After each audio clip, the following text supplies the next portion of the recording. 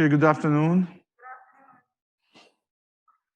We'll start our lecture today. In today's lecture, we will be solving a few examples from the fraction first, and then we will introduce the new topic for today.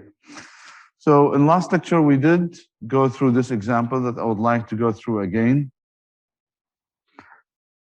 So let me read the example again here, the question. A large box mass 10 kilogram is sitting on a horizontal floor. The coefficients of friction are mu s 0.1 and mu k 0.05. A horizontal force of magnitude 7 Newton is applied to the box, but the box does not move. Use G equals 10 millimeter per second square to simplify any calculations. While the 7 Newton is being applied, the static frictional force acting on the box must have a magnitude of 10, 7, 5. Not enough information provided. So the key point to solving this question is this statement. But the box does not move, which means that the applied force did not exceed the maximum static frictional force. And in this case, if you would like to calculate the amount of friction force you have, static friction force you have, then it will be applying Newton's first law. So if I am to solve this problem, I have this box, mass of 10 kilograms, and the push force is 7 Newton.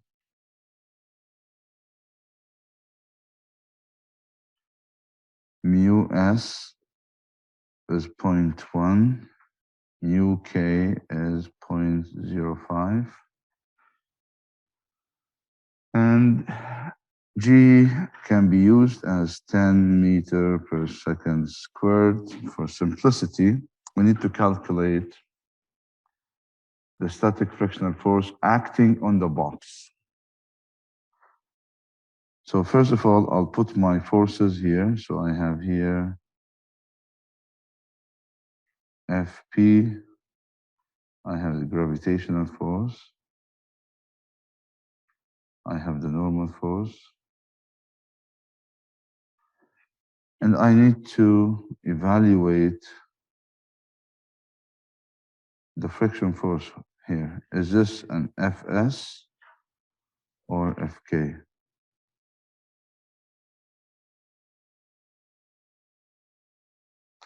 So since we don't know, and the first thing I will do is to put my coordinates. You decide on my coordinates to be the following.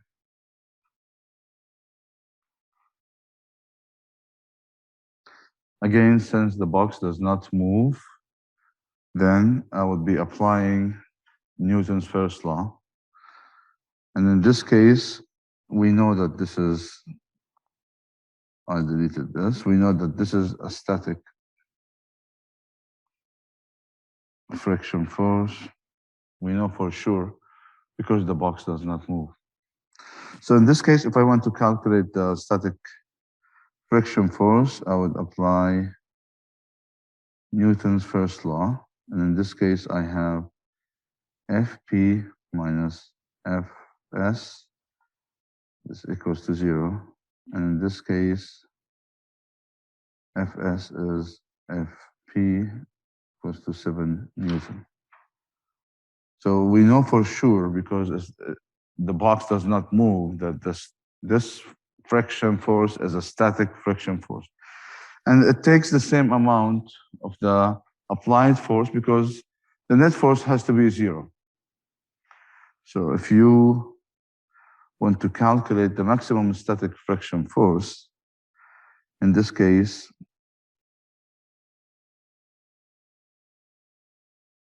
this is Fn times mu s.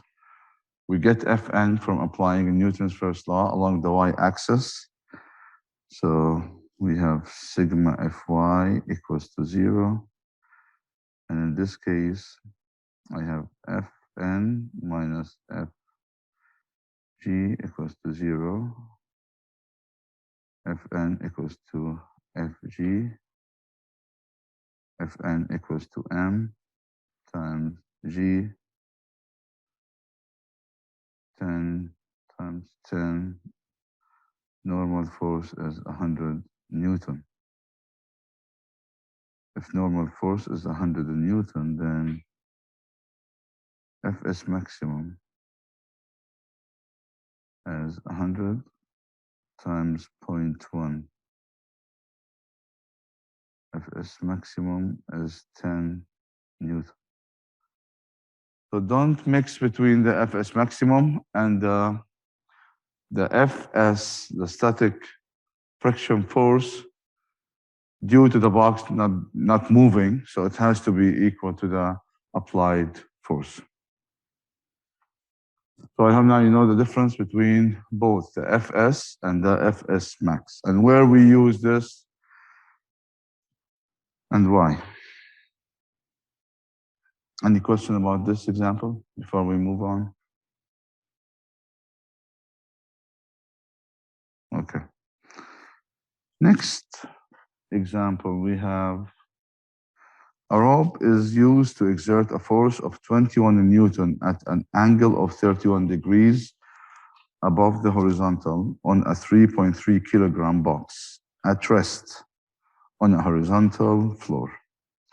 The coefficients of friction between the box and the floor are μs 0.55 and μk 0.50. Does the box move? Now that's the question where you have to calculate the maximum static friction force. Does it move? Then you need to calculate the maximum static friction force and to evaluate it against the applied force on the same axis, right? So the first thing I would do here, draw the free body diagram. Here where we don't know if it's an Fs or an Fk, the friction. Is it an Fs or an Fk? We have to first calculate the maximum static friction force to be able to tell.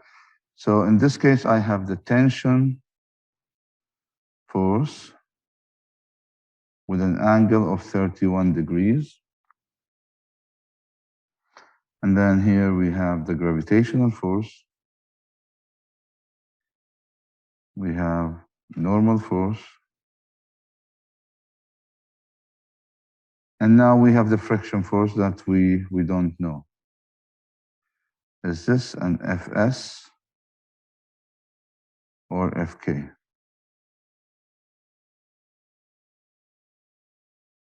We'll put our coordinates X, Y. So which component that is responsible to overcoming the friction? You know? The X component of the tension force. That's the component that is on the same axis with the opposite direction. That's the one that is responsible for pushing that box. So in this case, I will find the component of the tension.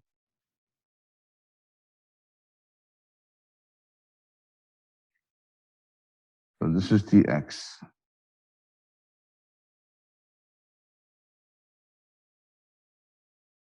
And this is Ty. So the first thing I need to find Tx. So what do I have here? I have the mass as 3.3 kilograms. I also have the tension force, 21 newtons. I have theta here as 31 degrees. I have a mu s as 0.55 and the mu k as 0.50. So Tx is T cosine 31 degrees. Tx is 21 times cosine 31. Tx is 18 Newton.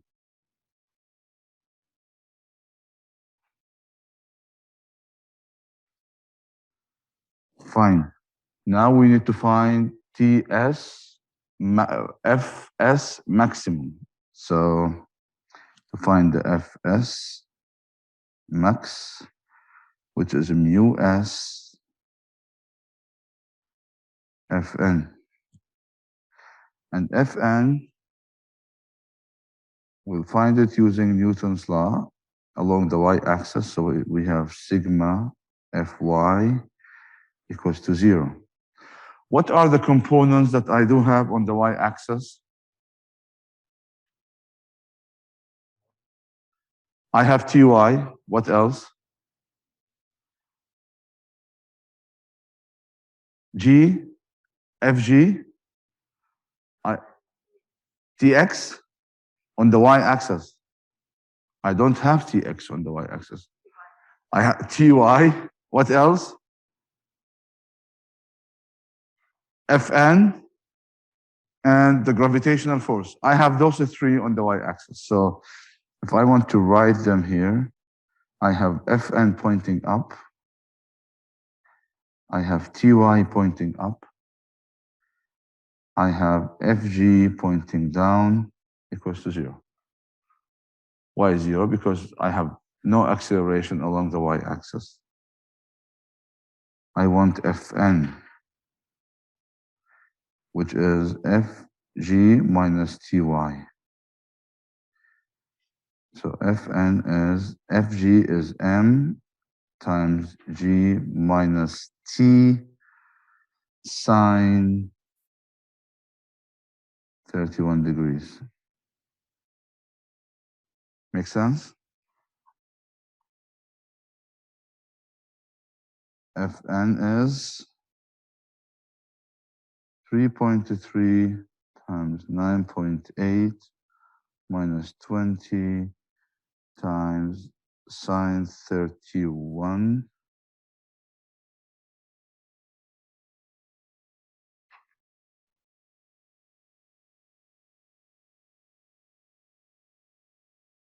then Fn is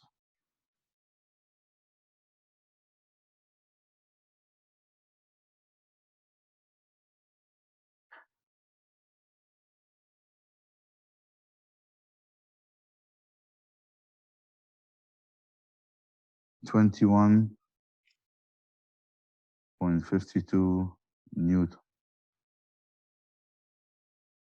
So this is Fn, Fs max as 0.55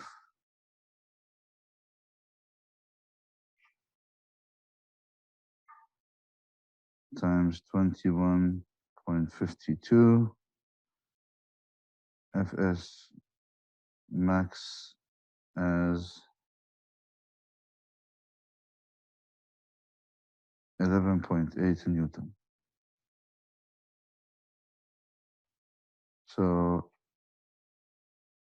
since Tx is greater than Fs max, then the box will move, right? The box will move. The force applied exceeded the maximum static friction force. That's why the box will move.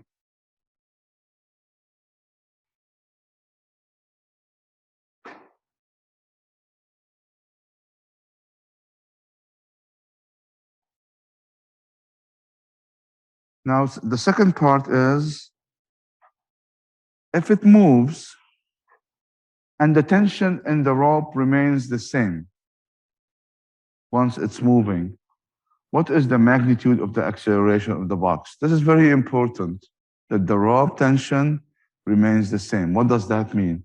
This means the y component of the tension on the y-axis is not going to change, which means that the normal force is not going to change. So now we know that it is a kinetic friction. It's not a static friction.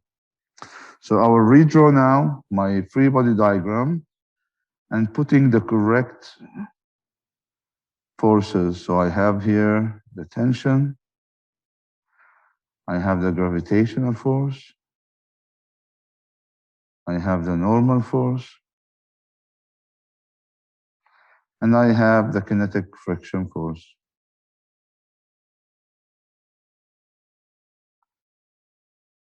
With the coordinates.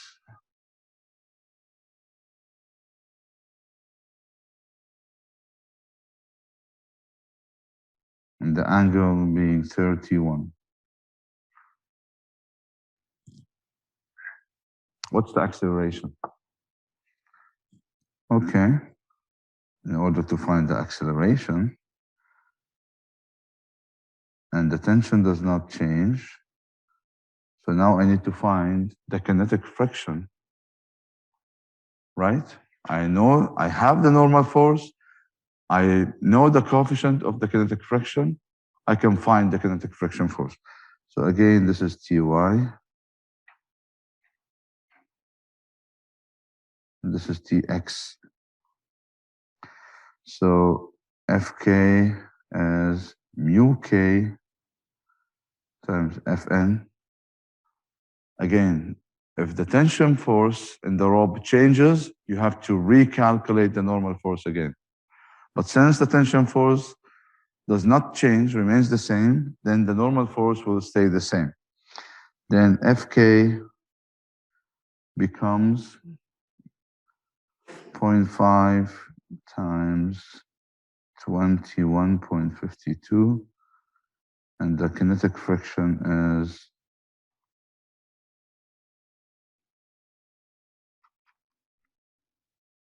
10.8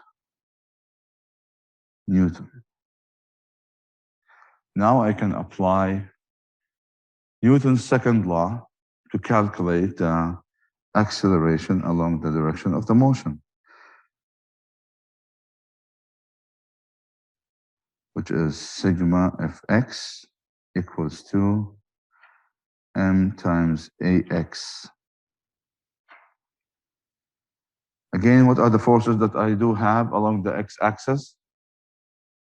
Tx and the kinetic friction. So I have here positive Tx minus Fk equals to m times Ax. I need the acceleration, so I have Ax. And Ax is assumed here to be positive, right? Based on my reference, x is pointing to the right, and my acceleration is pointing to the right. So this is Ax. So I have Ax equals to Tx minus Fk divided by m, or Ax equals to 18 minus 10.8 divided by 3.3, and Ax is 2.2 meter per second squared.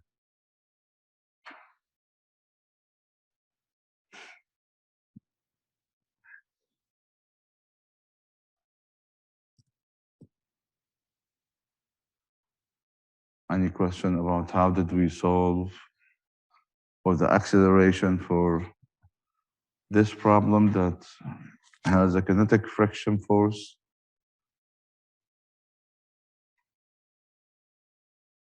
No questions? Everything is clear? Yes? Okay, great. So let's move on now.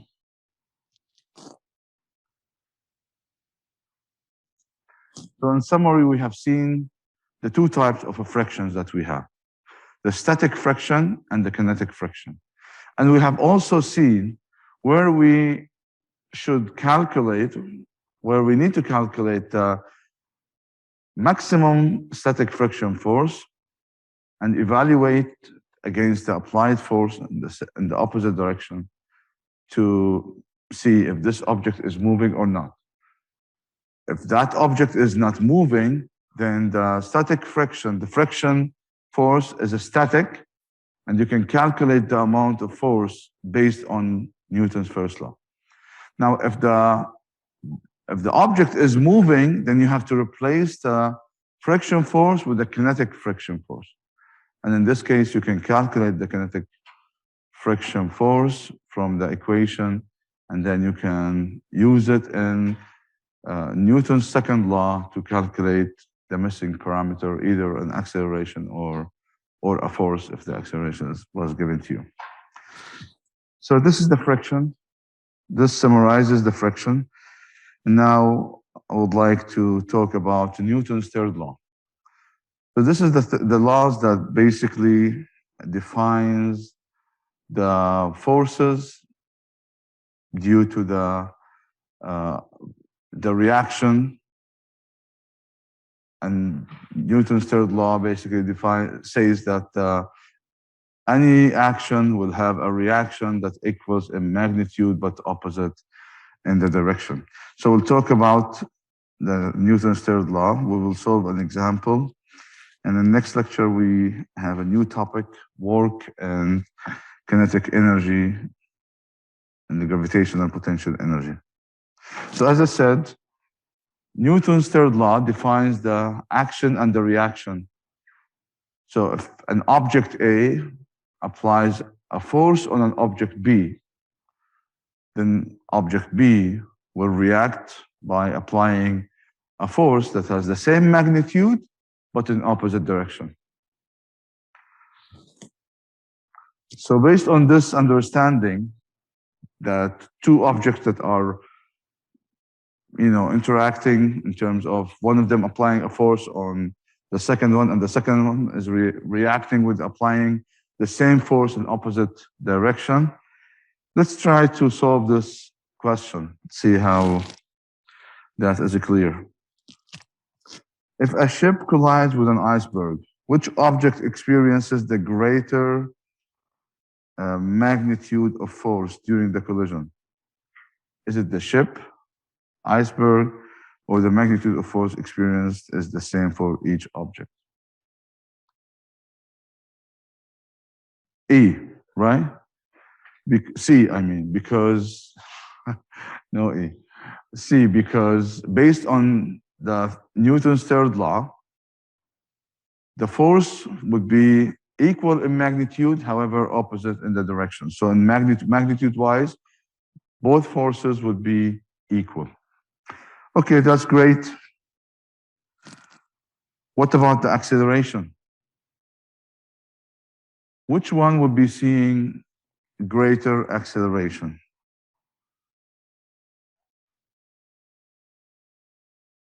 The ship. Do you agree with your colleague?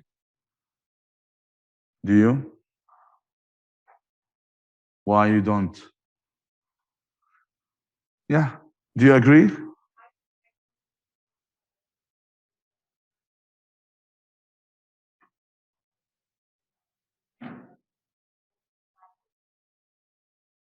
Okay. So let's put this into this. Let's evaluate this. So we do agree that the forces have the same magnitude, right? So they're equal. So let's see F1 is the force applied by the ship on the iceberg, and F2 is the force that applied by the iceberg on the ship, right? So the ship is M1 and the iceberg is M2. Now, if I substitute F1 with M1, A1 and F2 with M2, A2. So if the mass of the ship is way less than the mass of the iceberg, so in order for this equation to be valid, then the acceleration for the ship should be way greater than the acceleration of the iceberg, right? Make sense? So the answer is the ship. The ship will experience greater acceleration than the iceberg. Yeah. So now this is going to be clearer in the example that we will be doing here.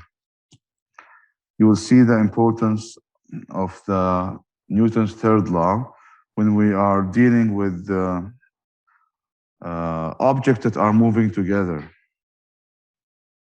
and they are in contact with each other. So let's look at this example here. You're pushing two glasses across the table to your friends. You apply a horizontal force of 2.5 Newton to the larger glass that has a mass of 1.2 kilograms, and the glasses accelerate forward at 1.2 meter per second squared. The larger glass pushes the smaller one in front, neglect the friction. So the scenario is the following. You have the table, and there are two glasses. One of them is larger than the second one.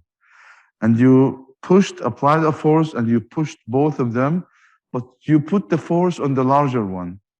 And the smaller one was in the front. So you ended up pushing both of them, right?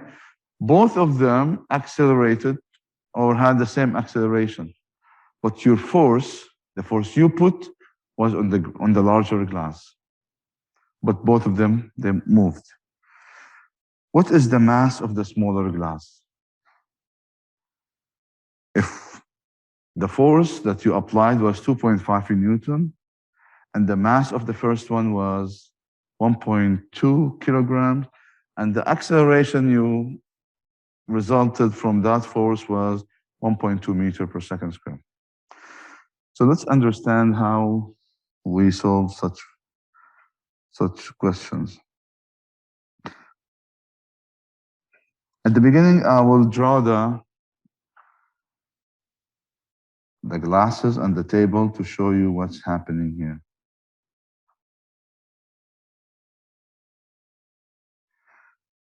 I will choose the color orange for the larger glass.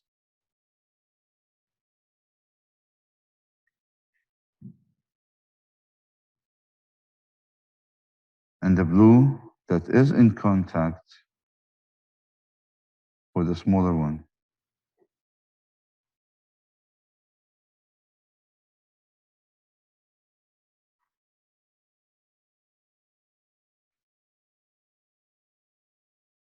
The force you applied on the larger glass, which is horizontal, was this. FP. Now, when the larger glass pushed the smaller one, the larger glass applied a force on the smaller glass that I would be calling, so if this one is M1, and the other one here is M2. So I would be calling that force FM1. And I did it in orange color just to make it clear that this is the force the larger glass is applying on the smaller glass. Now, because of this, because of Newton's third law, the smaller glass is going to apply the same force, the same magnitude, however, in the opposite direction. And I will call this one FM2. So this is going to be from here.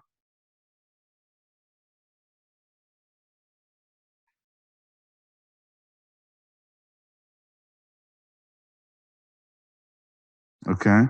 So if I am to evaluate the forces that are applied on this larger glass, I can easily see that those forces are FP and FM2. But the forces that are applied on the smaller glass, if I am to separate them as FM1, the smaller glass is only seeing a force that FM, that the larger glass is putting on it, right? Okay. So now let me draw the free body diagram for both of them that are in contact. Both of them are in contact. And I will present them as Fn for both, Fg, and then the force Fp. If I keep them like this, both together, those two forces that we were talking about, the Fm1 and Fm2, I will not see them because they are canceling each other. So if I keep those two together like this, I only need to draw the external force.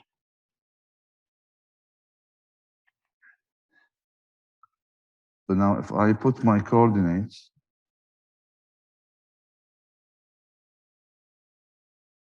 this way,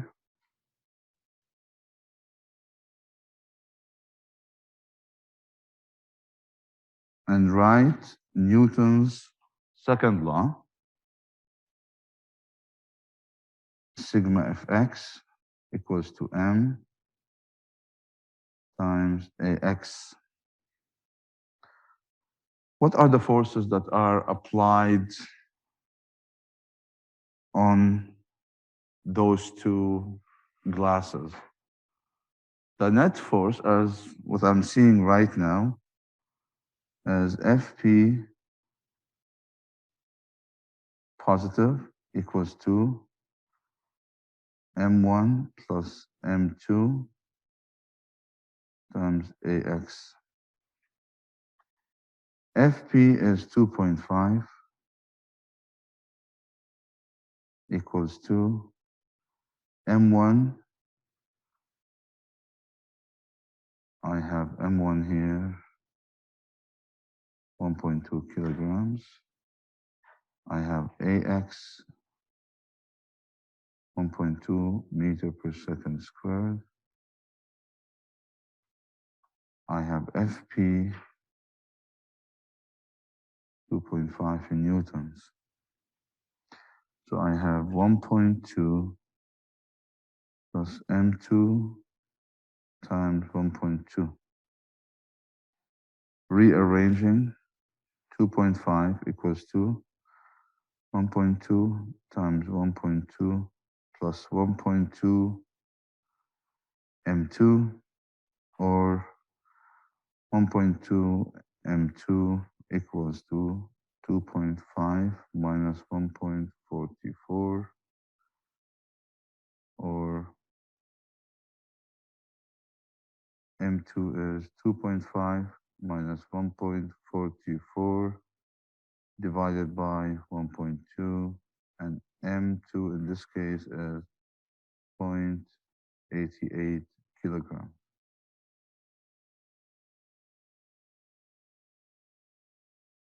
Both of them are moving with the same acceleration.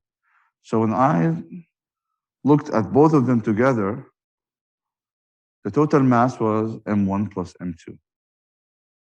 And Fp was the net force that's causing this acceleration. Okay? So this is how I calculated the mass of the smaller glass. Part B, what is the magnitude of the force exerted by the larger glass on the smaller one? So I need Fm1, which equals to Fm2. Either can, meets the purpose. So I need to calculate Fm1 or Fm2. Now, in order to do this, now I need to be looking at the forces in between those two glasses that are in contact. So what I'm going to do, I will draw the free body diagram for each of them alone. But once you move a piece of your problem, you have to put the forces that caused by that object that you have removed from the free body diagram. So in this case, if I do this for the larger glass,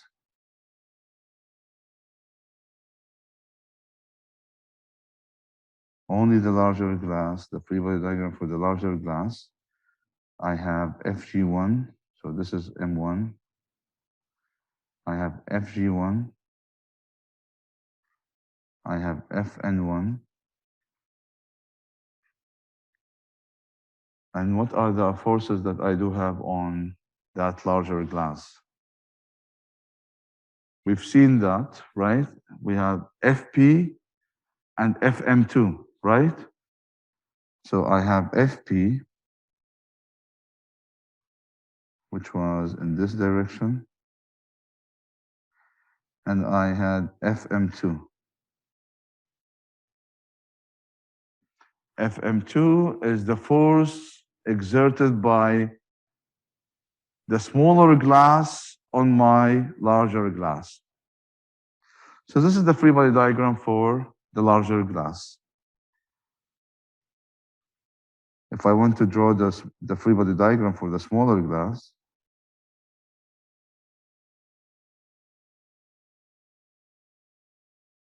it would be this M2. I have FN2. I have FG2. And I have FM1. If you forgot, you can go up and see where's FM1, the force exerted on the smaller glass pointing to the left. So I have FM1.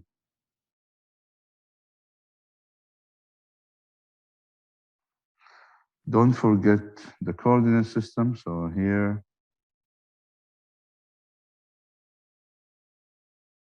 X,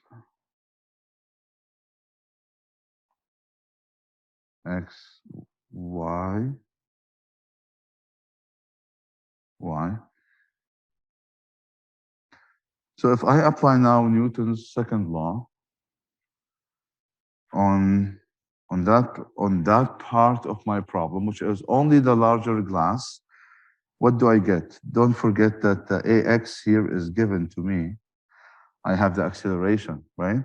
So sigma Fx equals to m times AX.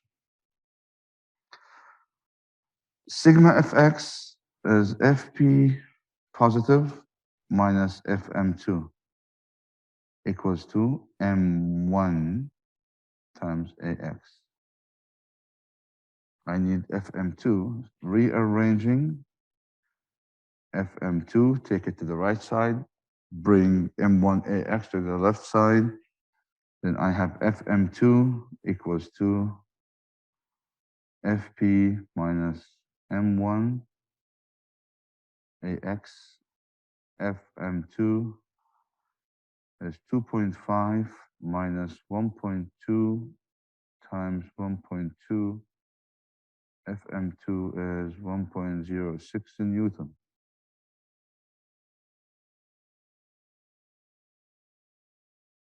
Now, if I do the same on the smaller glass, if I apply Newton's second law on the smaller glass, I should be getting also Fm1 to be 1.06.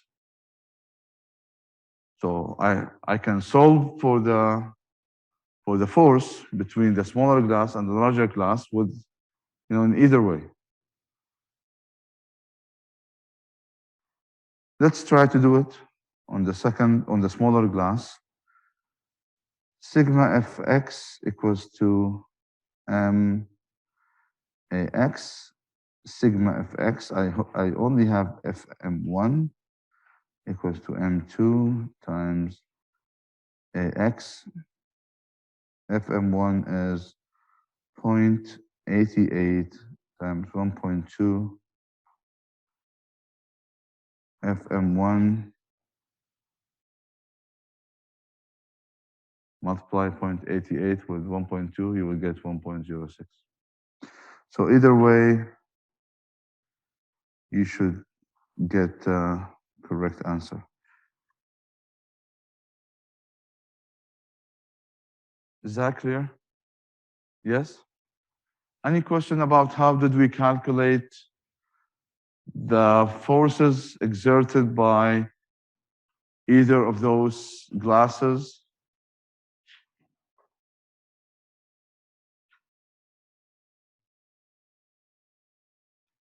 Okay, so let's move on.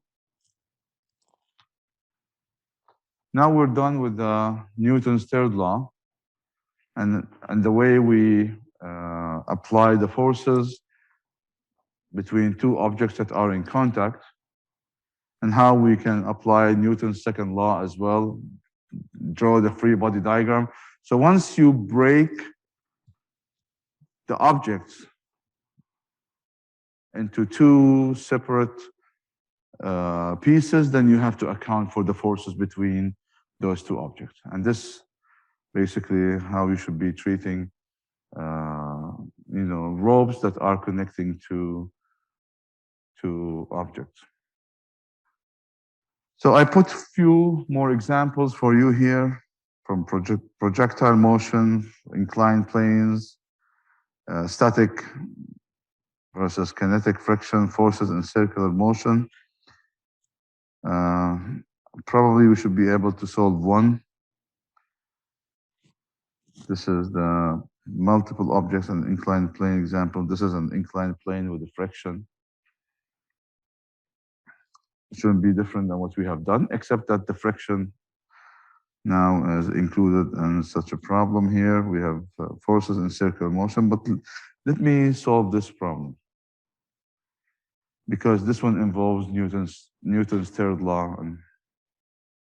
So in this problem, we need to calculate the magnitude and direction of the acceleration of the 9-kilogram block.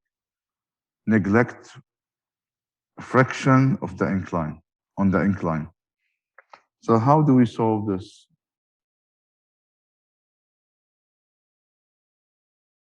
So the problem is, our problem here that we need to solve is an inclined plane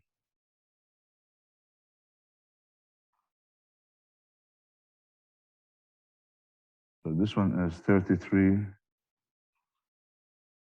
degrees. I have here M1 9 kilograms, M2 15 kilograms, theta is 33 degrees. So if this is M2, I have FG2,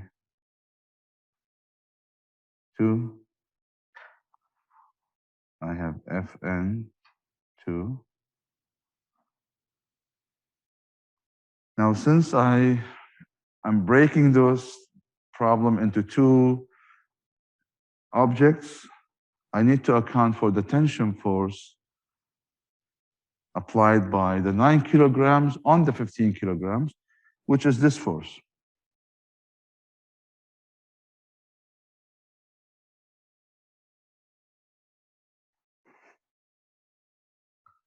So let me put my coordinates here. I'll take my coordinates such that x pointing up is positive,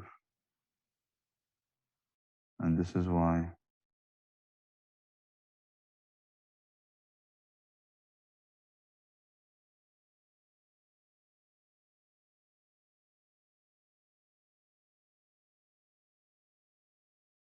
Okay. So if I am to extend the y down just to be able to find the component of the FG, then my FG2 will have two components. One of them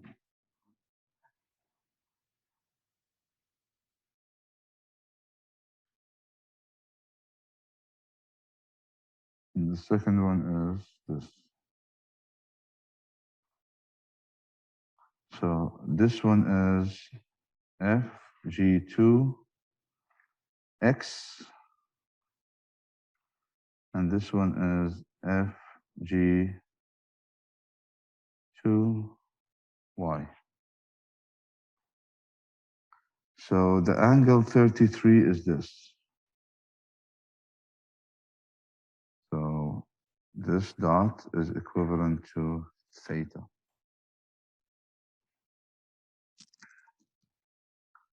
Now writing Newton's second law, assuming that this is the positive direction, this is positive AX.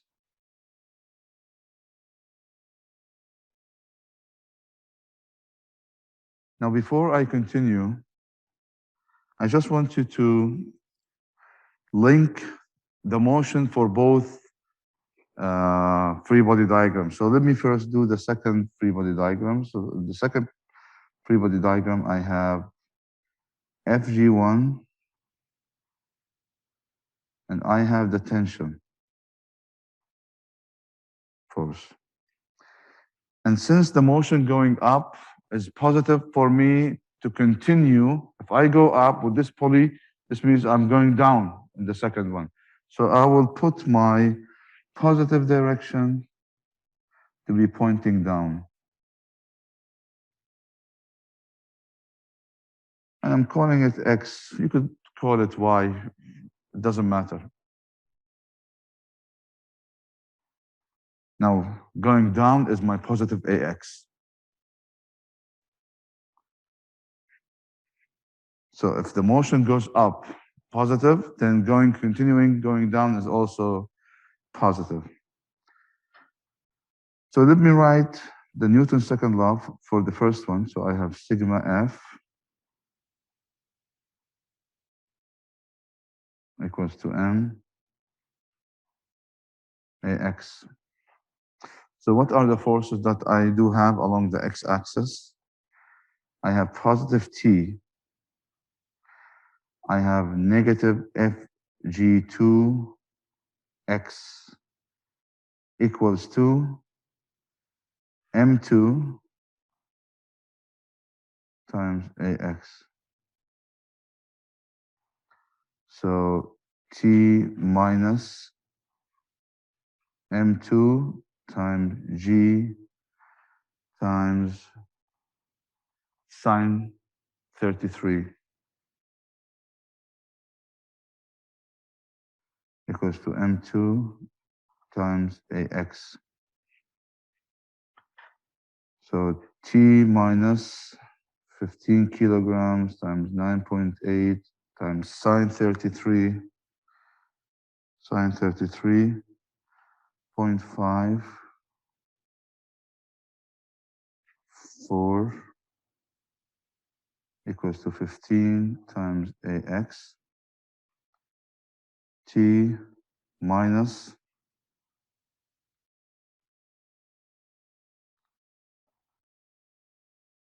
80.06 equals to 15 AX, or T equals to 15 AX plus 80.06. So this is the first one. Now,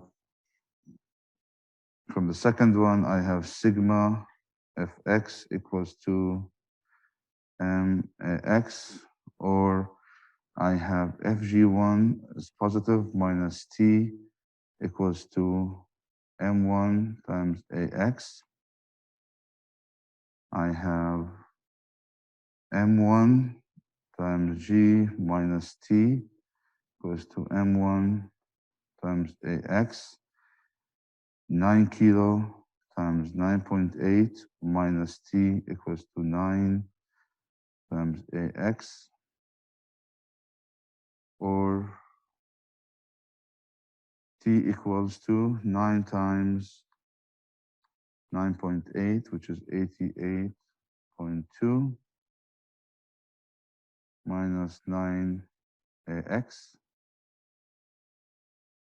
Now, if you equate those two, you get rid of one of the variables. You end up with one equation, one variable. So you have 15AX plus 80.06 equals to 88.2 minus 9AX. Rearrange, you get AX equals to minus 0.37 meter per second squared. So let me stop here.